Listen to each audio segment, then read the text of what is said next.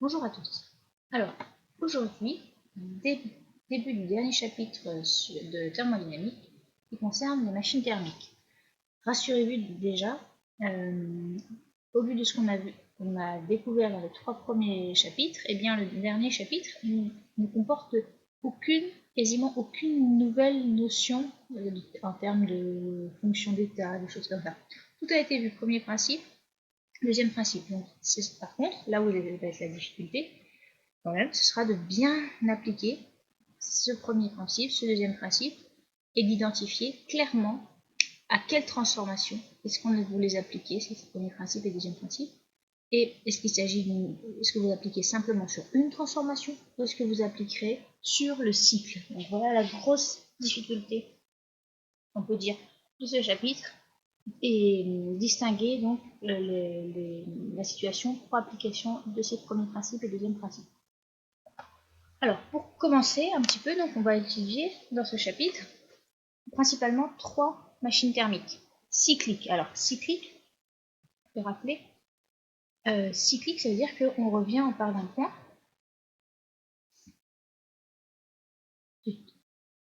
Cyclique, ça veut dire qu'on part d'un état A et on y revient.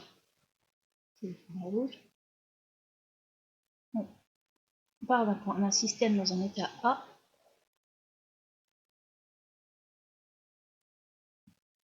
On y revient. C'est-à-dire que toutes les caractéristiques du système à l'état initial et à l'état final sont les mêmes.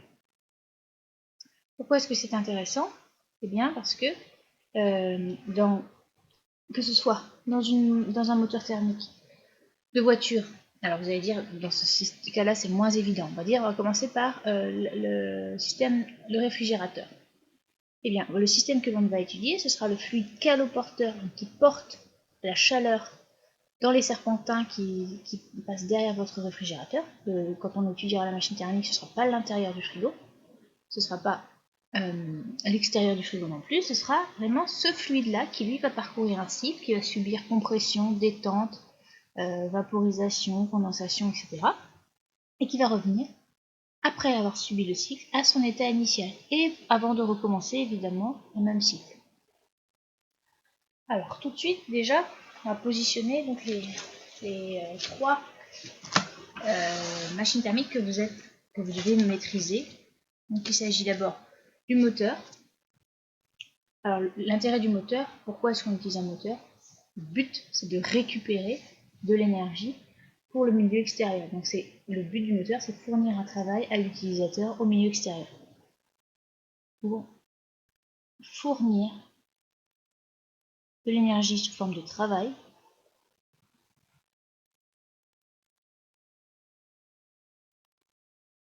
donc je le mets entre parenthèses travail, à l'utilisateur, donc à l'extérieur. À l'extérieur, et nous sommes à l'extérieur. Alors un réfrigérateur, quand vous l'utilisez, moi aussi d'ailleurs, c'est pour évidemment prélever de la chaleur à une source déjà froide pour la refroidir encore plus. Donc ça veut dire qu'il faudra fournir forcément de l'énergie sous forme de travail électrique pour effectuer ceci, prélever de l'énergie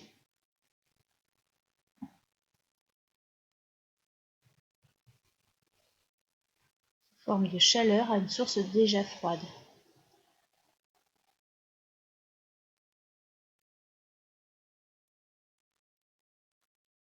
À une source déjà froide pour la refroidir encore plus. Donc là, ça ne se fait pas spontanément évidemment. Je mets entre guillemets déjà froide.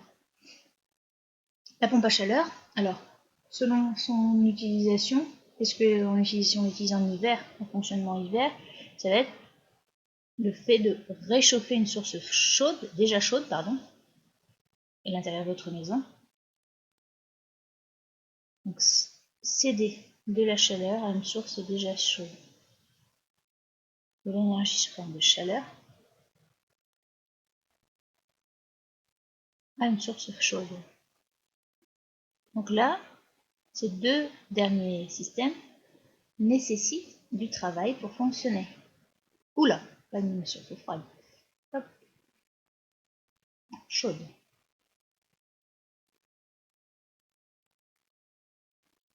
Quand vous faites fonctionner votre pompe à chaleur en fonctionnement été, par contre, c'est le contraire. C'est la source froide qui, en fait, c'est un réfrigérateur, sauf que c'est le même dispositif qui est utilisé. Et le dernier dispositif utilise, c'est ce qu'on a dit, nécessite du travail pour fonctionner. Du travail pour fonctionner, c'est-à-dire qu'ils reçoivent effectivement W0, tandis que le premier, donc le moteur, lui, il cède son énergie vers l'extérieur. Donc W inférieur à 0. Je mets cède l'énergie à l'extérieur.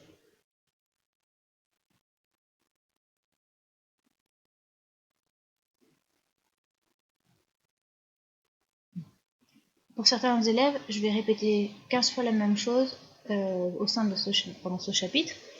Pour d'autres élèves, ce sera tout à fait important de bien comprendre, de bien réfléchir à chaque fois au système considéré. Est-ce qu'il reçoit effectivement l'énergie, est-ce qu'il cède de l'énergie vers l'extérieur, etc. Alors, tous les dispositifs, donc comme il est indiqué dans le titre ici, fonctionnent de façon cyclique. C'est-à-dire, le système revient périodiquement à son état initial. Donc au cours d'un cycle, on applique le premier principe sur un cycle. Alors, sur un système qui n'a pas de variation d'énergie cinétique macroscopique, eh bien nous avons delta U. Alors j'insiste, je vous demande d'écrire à chaque fois quand vous appliquez sur un cycle, d'écrire delta U cycle, donc qui est égal à donc U final, l'état final moins U à l'état initial, égal à 0. Et donc c'est ce qui signifie que la chaleur reçue de la part du système plus le travail des forces extérieures est égal à 0. Donc les forces extérieures, qu'elles soient non conservatives ou conservatives, est égal à 0. Et donc on arrive à l'égalité W égale moins Q. W égale moins Q.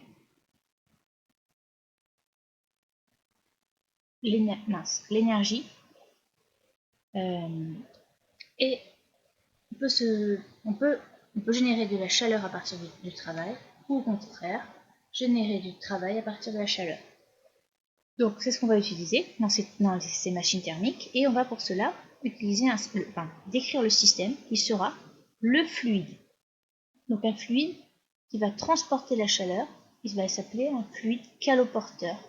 Caloporteur parce qu'il transfère la chaleur, c'est lui qui va parcourir le cycle.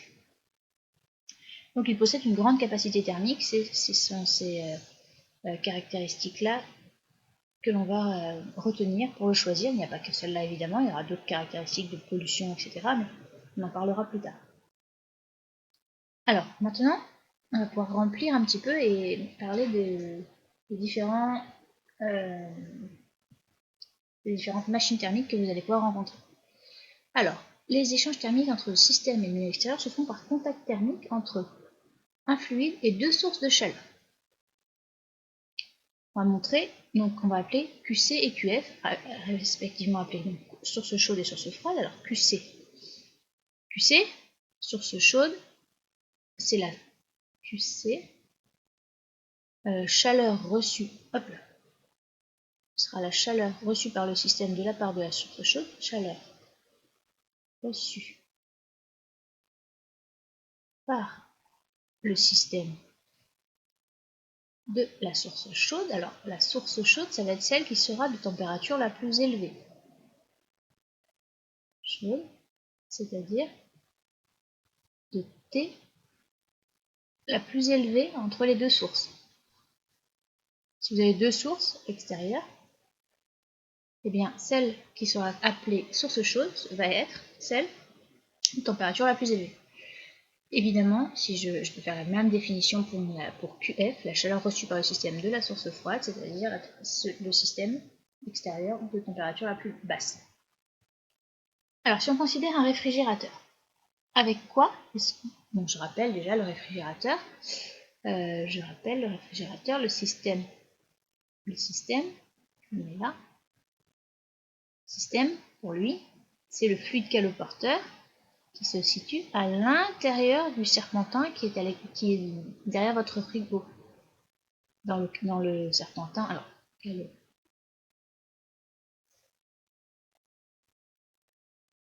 caloporteur. Je mets serpentin pour que vous visualisiez bien ce que c'est. Donc le système considéré, c'est bien, c'est pas l'intérieur du frigo, c'est certainement pas l'extérieur non plus. Par contre, justement, qu'est-ce qui constitue la source froide, à refroidir encore plus? Eh bien, l'intérieur du réfrigérateur. Et avec quoi est-ce que le système échange de l'énergie? La source chaude, ça va être l'extérieur du frigo, du réfrigérateur. La pièce, si on veut, la pièce dans laquelle se situe le réfrigérateur. Pour une pompe à chaleur, alors peut-être que certains d'entre vous en possèdent chez leurs parents, la source froide, eh bien, c'est l'air extérieur, et la source chaude qui va récupérer encore plus d'énergie, encore plus d'énergie, ça va être l'air intérieur, l'air intérieur de la maison. Si vous faites fonctionner votre pompe à chaleur en été, donc à ce moment-là, elle jouera le rôle de climatiseur. Cette fois, la source froide que l'on souhaite refroidir encore plus, c'est l'air intérieur. Et par contre, la source chaude, qui va être encore plus réchauffée, ce sera l'air extérieur. Alors, on rappelle que si la température d'une source reste constante, on la qualifie de thermostat. Donc, c'est-à-dire un système de capacité thermique infinie, tel que, à ce moment-là, la variation de température tend vers 0. Alors, on va essayer de... c'est quelque chose qui n'est pas systématique dans le monde de la thermo, mais j'aime bien représenter les échanges thermiques, le fluide caloporteur d'une part, donc qui décrit un cycle, je vais le représenter comme ceci. Donc là, le fluide caloporteur, il parcourt le cycle. Donc, comme ça, on s'en fiche du cycle. Alors là, donc, je représente, c'est le fluide caloporteur qui parcourt le cycle, là, comme ceci. Et ce fluide caloporteur, eh bien, il va recevoir ou céder, selon le signe, je vais mettre la couleur, de l'énergie sous forme de travail. Donc là, on ne sait pas a priori le sens, le signe. Est-ce que W est positif, W est négatif, on n'en sait rien. Du travail donc, de la part de l'extérieur. Mais il va aussi échanger avec des différentes sources. Q1 à la température T1. Pareil, on ne sait pas est-ce que le fluide caloporteur reçoit ou cède, on ne sait pas. Va échanger avec Q2 à la température T2. De toute façon, on échange. Et on va faire une dernière représentation. Donc on va mettre QI à la température TI. Donc, voilà ce que vous obtenez. Ah, ça c'est même pas moi, c'est le chat. Bravo. Et donc on va appliquer le premier et le deuxième principe à ce système qui échange avec différentes sources de température TK. Alors, donc on applique le deuxième principe au système sur un cycle, c'est-à-dire deuxième principe, je précise à chaque fois, appliquer au système caloporteur, au fluide, le fluide caloporteur qui est le système, sur un cycle. On donne delta S sur le cycle. Étant donné que, par définition, avec S, la fonction d'état, l'entropie, l'état finalement est l'entropie de l'état initial, égale à 0, étant donné qu'on revient au même point. Mais d'après le deuxième principe, la variation d'entropie sur Un cycle est lié d'une part à l'entropie échangée par le système avec le milieu extérieur et d'autre part à une entropie éventuellement créée. Alors le éventuellement est plutôt à coup sûr, hein, il n'y a que dans les transformations envisagées réversibles que l'entropie créée est nulle. Donc ça, par définition, l'entropie créée est positive ou nulle, nulle dans le cas d'une transformation réversible. Et l'entropie échangée, par définition, on va faire la somme sur toutes les sources avec lesquelles le système échange de l'énergie, il suffit d'échanger de l'énergie, donc des delta QI, je vais prendre delta QK, pardon, parce que j'ai noté K dans le poly, sur TK, avec TK, la température de la source qui peut être une constante ou pas, d'ailleurs. Avec ces deux expressions et le fait que delta S chiffre est égal à 0, on aboutit à l'inégalité de Clausius, c'est-à-dire que la somme sur toutes les sources des QITI est inférieure à 0.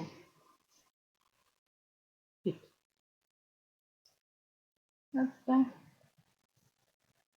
Donc, ceci à retenir, c'est constitue l'inégalité de Clausius. L'inégalité de Clausius, ici, à retenir. Bon. Voilà, vous avez compris. Alors, un énoncé historique en lien avec l'inégalité de Clausius, c'est donc l'énoncé de Lord Kelvin, donc Thomson, anobli en Kelvin, on en a déjà parlé un petit peu quand on a fait la détente de Joule Kelvin ou Joule Thomson. Alors, si on fait un cycle, si on considère un cycle monotherme, c'est-à-dire une seule source de température constante. Monotherme, si on considère un cycle monotherme, un seul.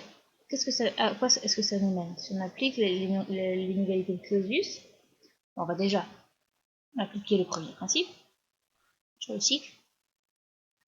On aurait pu directement utiliser l'inégalité de Clausius, mais le premier principe sur le cycle, on a donc delta U cycle est égal à 0, et étant donné que le système n'échange qu'avec une seule source de température, on va avoir Q1, on va l'appeler Q1, plus W.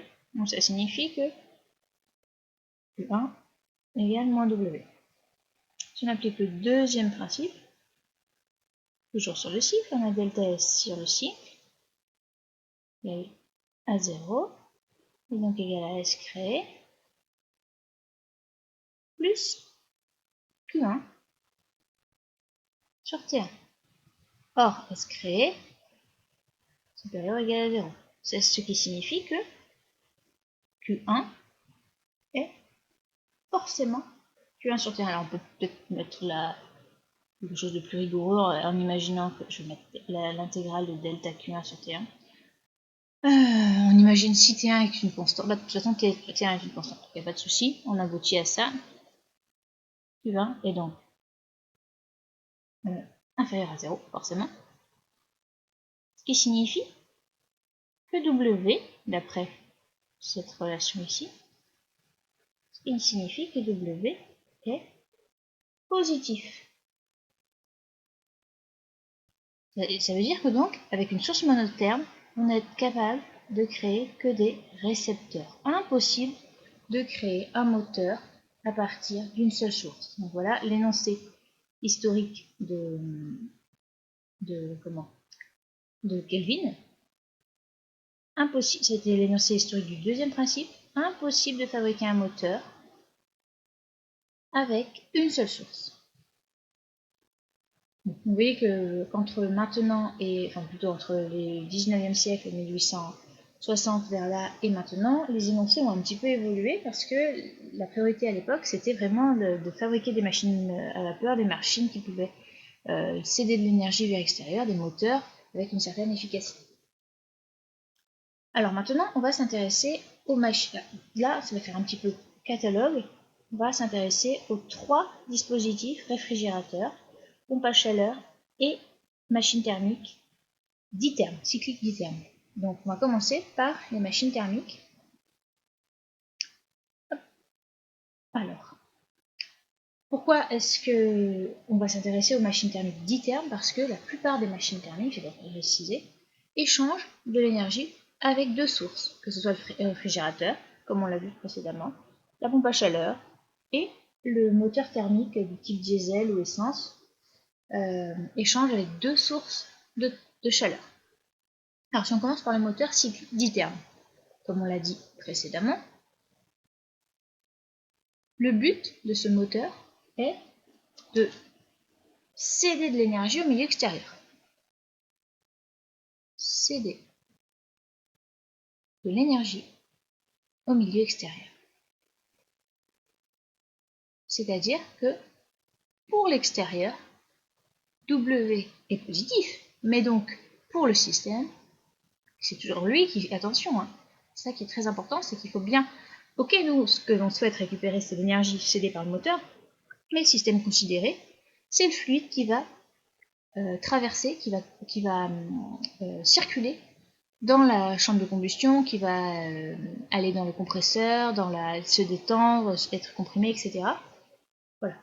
Donc là, pour que le moteur thermique fonctionne, le fluide va, comment ça se passe? Va prélever de l'énergie à la source chaude, prélever de l'énergie à la source chaude et en restituer à la source froide. Alors peut-être qu'on peut déjà écrire ce qui constitue la source chaude et la source froide dans le moteur. Bon, là tout de suite, on va le faire juste après là. Mais alors déjà, donc s'il prélève de l'énergie à la source chaude, le système, c'est qu'il en reçoit. Le système reçoit effectivement de l'énergie positive. Effectivement.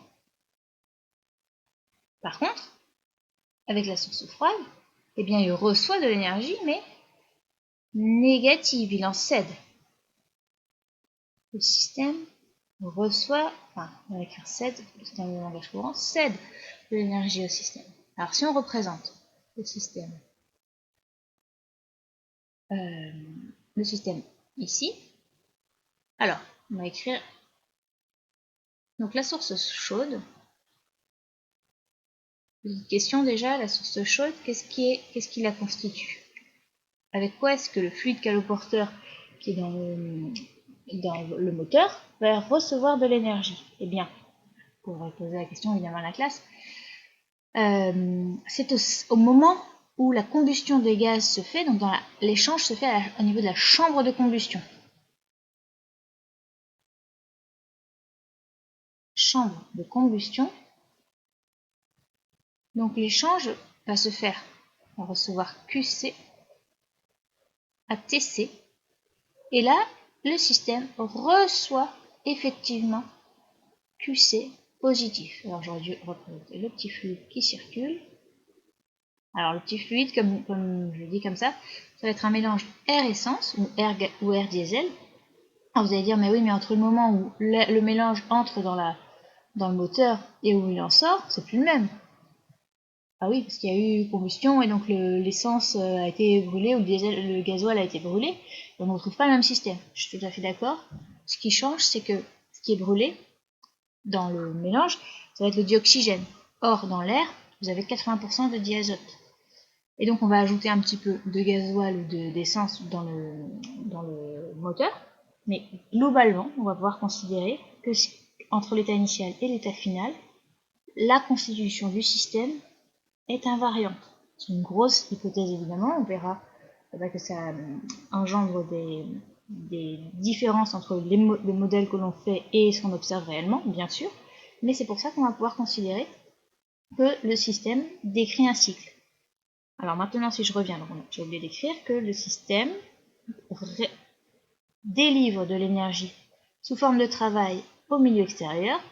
Donc on va avoir transformation d'énergie thermique en énergie mécanique par l'intermédiaire du mouvement des pistons et des bielles avec le vilebrequin, qui va entraîner l'arbre à canne et qui va entraîner le mouvement des roues. C'est ça qu'on va pouvoir récupérer à la fin de cette énergie. Ce qui nous intéresse, c'est l'énergie mécanique et qui va faire que votre voiture va se déplacer. Revenons maintenant donc à l'autre source avec laquelle échange le moteur, la source froide. Eh bien, en fait, c'est l'énergie qu'il rejette. Là, elle est tout simplement perdue. Alors, sauf si vous mettez le chauffage dans votre voiture. Sinon, cette énergie est complètement perdue. Donc, le système, là, c'est l'air extérieur, la source froide. Et QF inférieur à 0, QF ATF, et le système cède de l'énergie vers l'extérieur. Alors, la différence produit du travail, bon, c'est ce qu'on a dit. Donc maintenant, on va appliquer à notre système les premier et deuxième principes, sachant que l'énergie interne et l'entropie sont deux fonctions d'état. Donc on rappelle que sur un cycle, la variation de ces fonctions est nulle. Donc si on applique premier principe au système, au fluide caloporteur, appliqué au fluide sur un cycle,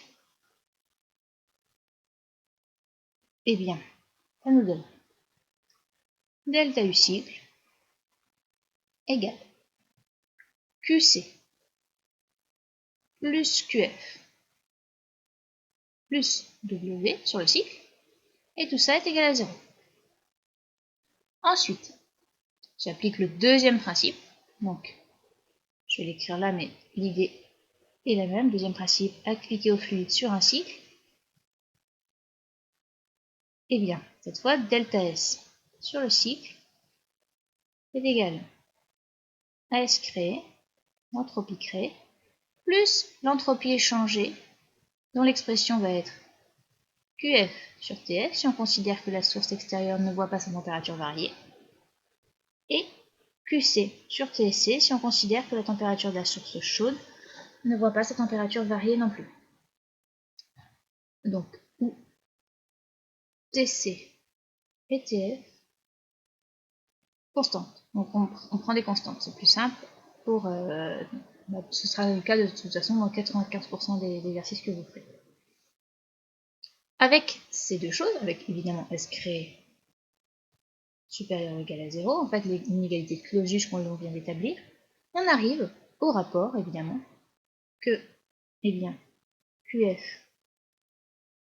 sur TF plus QC sur TC est inférieur ou égal à 0. C'est l'inégalité de Clausius dans le cas d'un système d'itermes, d'un système cyclique d'itermes. Maintenant, ce qui va nous intéresser, eh bien, c'est exprimer le rendement. Parce que ça, on va pouvoir essayer de voir comment maximiser le rendement. Alors, le rendement, on le note état. Le rendement du moteur, d'ailleurs que ce soit le moteur ou n'importe quelle machine, eh bien, ce qui va, le rendement énergétique, eh bien, va représenter donc une grandeur sans dimension, qui va faire le rapport entre ce que l'on souhaite récupérer, énergie intéressante, énergie que l'on souhaite récupérer, que l'on souhaite récupérer, divisé par l'énergie coûteuse, l'énergie qu'il nous a fallu fournir, l'énergie coûteuse, l'énergie qu'il a fallu fournir pour que la transformation se fasse, que le cycle se produise. Je vais rajouter une page pour que ce ne soit pas trop condensé, non pas avant. Hop. Voilà.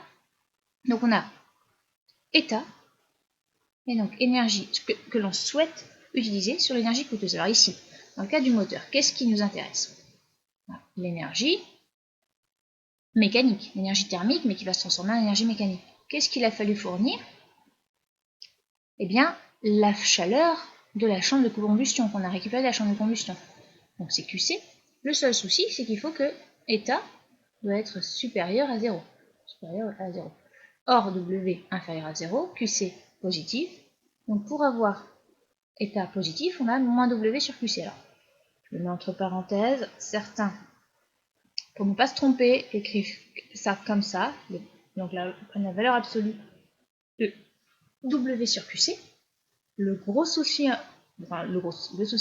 avec ça, c'est qu'on ne sait pas si vous ne savez pas si c'est W ou QC qui est négatif. Là, le fait d'écrire moins W sur QC montre bien que vous avez conscience que W est négatif pour le système, que le système, en fait, cède de l'énergie au milieu extérieur.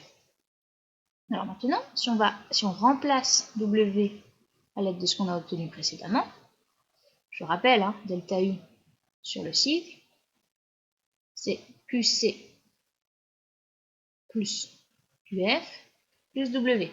Donc, moins W, eh bien c'est QC plus QF, que je divise par QC.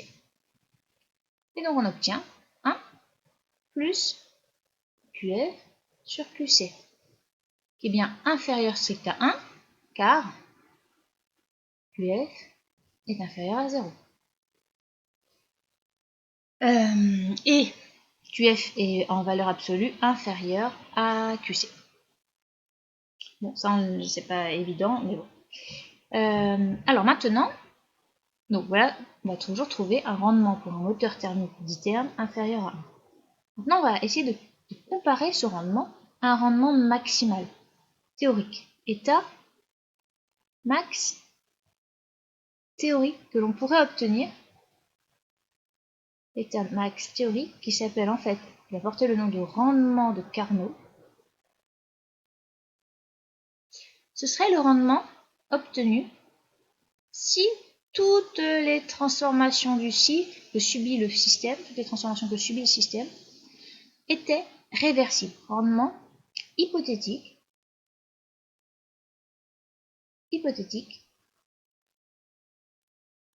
obtenu, donc ça ne va pas nous donner un, évidemment du tout, un rendement maximal, obtenu si toutes les transformations subies par le système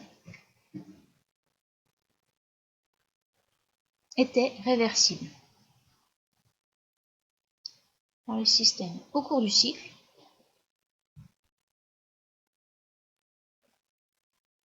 étaient réversibles. Alors, qu'est-ce que ça implique? À ce moment-là, si toutes les transformations étaient réversibles, ça veut dire que S créé serait égal à 0.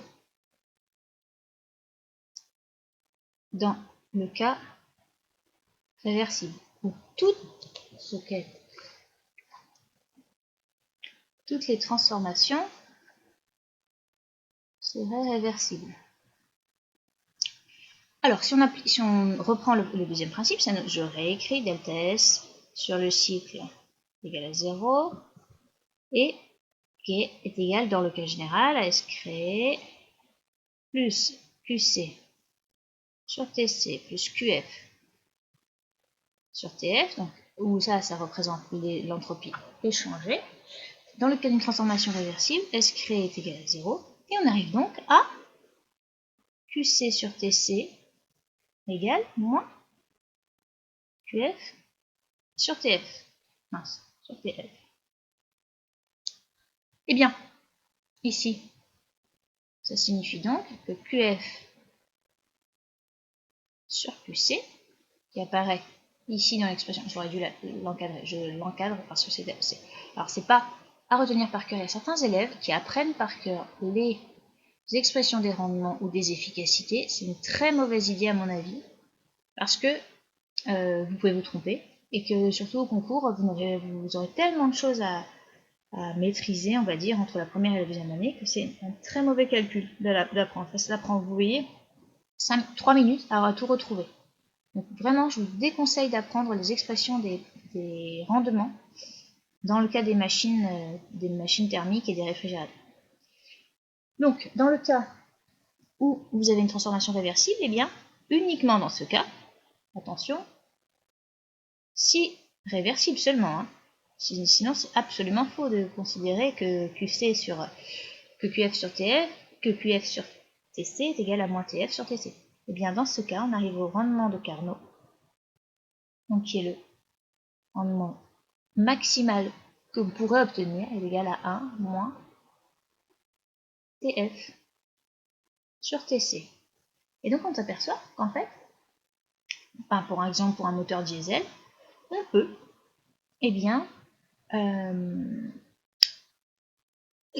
calculer tranquillement comme ça le rendement de Carnot qui ne dépend que de la température de la source froide et de la température de la source chaude. Donc on s'aperçoit évidemment que plus l'écart entre TF et TC est important, et plus le rendement de Carnot est élevé. Alors, ça fait pas mal de manipulations, on va dire, différentes par rapport à ce qu'on a vu dans les précédents chapitres. Je vous laisse assimiler ça tranquillement et étudier. Alors l'exercice 2 sur la centrale nucléaire est un peu moins classique, on va dire, parce qu'il fait appel aux puissances. Mais l'exercice 1, petit exercice d'application sur le rendement théorique d'un moteur de voiture, il est très accessible, ce n'est vraiment qu'une application de ce qu'on vient de faire dans le cours là. Donc pour demain, je ferai le corrigé de ces deux applications. Je vous encourage je vous incite vraiment à faire ces deux petits exercices d'application. Voilà, et donc n'hésitez pas, si vous avez des questions, à les poser. Bonne journée.